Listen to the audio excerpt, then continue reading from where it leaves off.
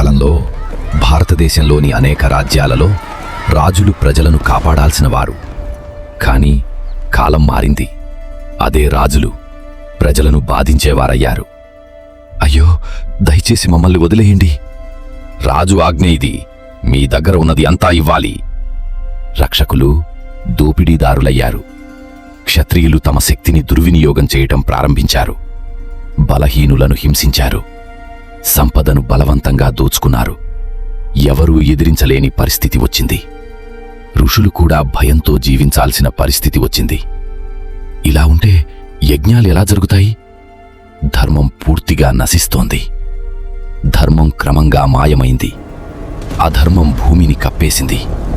ఈ బాధను భూమాత తట్టుకోలేకపోయింది.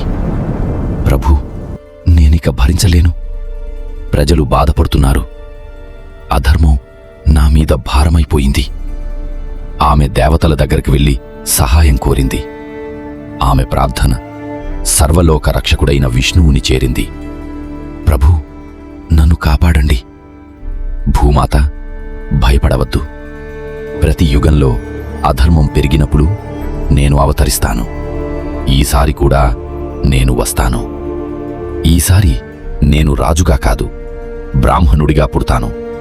కాని ప్రపంచం ఎప్పుడూ చూడని యోధుడిగా వస్తాను. అదే అవతారం, పరశురాముడు. అయితే ఆ పరశురాముడు ఎక్కడ పుట్టాడు? మధ్యప్రదేశ్లోని జానపౌ పర్వతం దగ్గర. ఆ జననం ఎలా జరిగింది? తరువాతి భాగంలో